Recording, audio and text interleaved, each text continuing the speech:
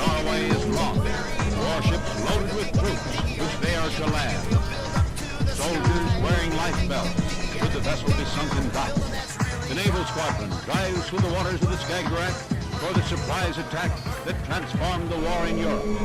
These newsreel pictures are as permitted by the German censorship and were flown across the Atlantic by clipper ships. They show history moving to a fitful climax. They know they're in danger of attack. There is an attack by a British warplane and aircraft fire.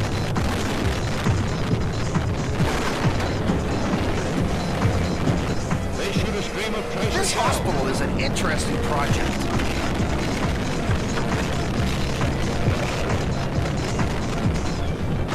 That's my operator Max. And into the fjord of Oslo.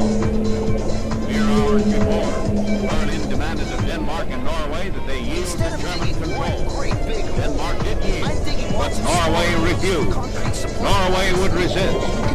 Oslo, on a steep and rocky fjord, was strongly situated for defense. But defense was demoralized. There are reports of treachery, secret agent plotting, fifth column, and Trojan horse tactics. There was some fighting, and Nazi ships were sunk, not enough resistance to prevent the Germans from landing and swiftly seizing Oslo. From the harbor, a Nazi seaplane flies on some mission of war. The Norwegian capital made to serve as a German air base.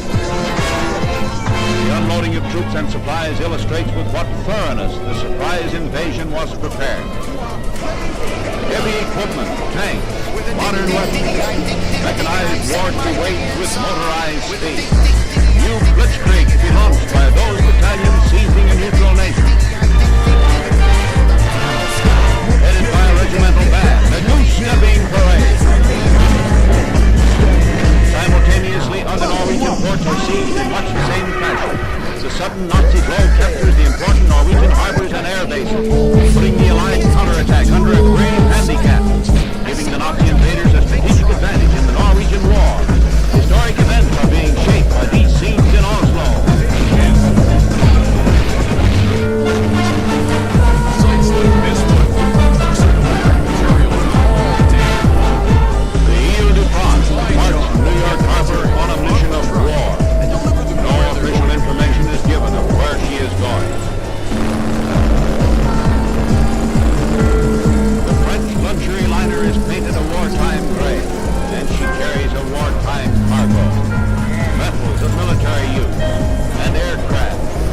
She has aboard a great quantity of airplanes and parts, these consigned to the Allies in Europe. The Ile de France has been docked at New York since the beginning of the war. Now loaded with planes, she follows the example of the British liners Mauretania and Queen Mary. Only the French boat is bound apparently for Europe.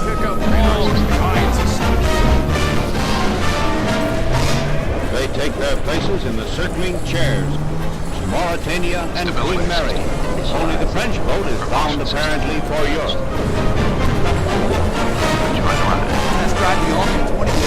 They take their places in the circling chairs for a glimpse into the future.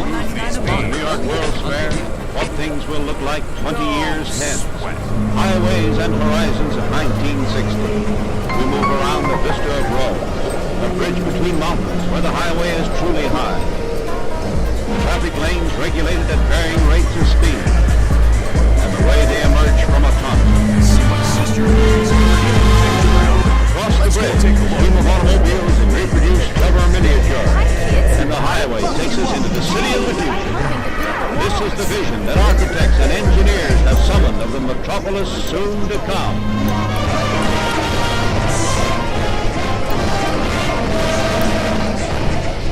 The best riders of the West are in this rodeo.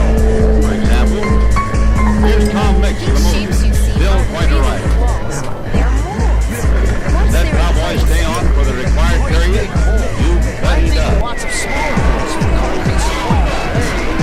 It's important that each hole is just right because these pads will support the This building. chap has a rough ride, but a successful one.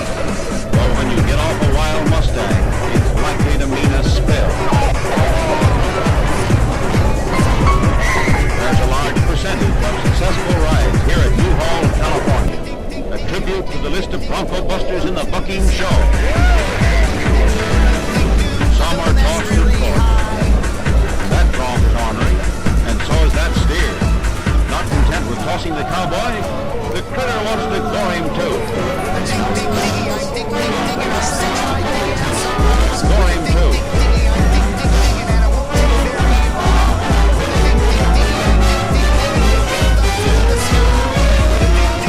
The two glamour devs of this year and last welcome the guests. There's Mrs. George Washington Cavanaugh, escorted by Prince Falco. Clever miniature, and the high and air bases, putting the Allied sudden Nazi blow captures the putting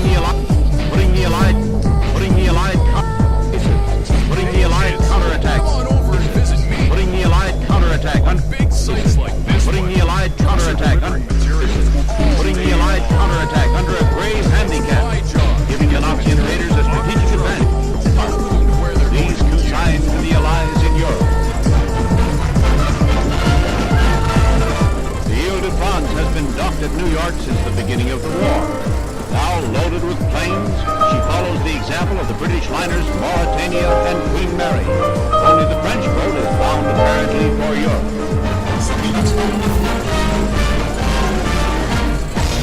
They take their places in the circling chairs for a glimpse into the future. At the New York World's Fair, what things will look like 20 years hence. Highways and horizons of 1960. We move around a vista of roads, a bridge between mountains where the highway is truly high. Traffic lanes regulated at varying rates of speed, and the way they emerge from a tunnel.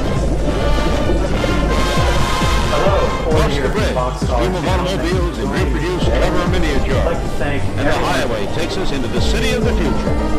This is the vision that architects and engineers have summoned of the metropolis soon to come.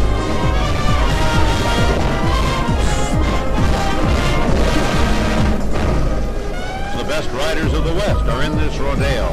For example, here's Tom Mix of the movie, still quite a rider. Does that cowboy stay on for the required period?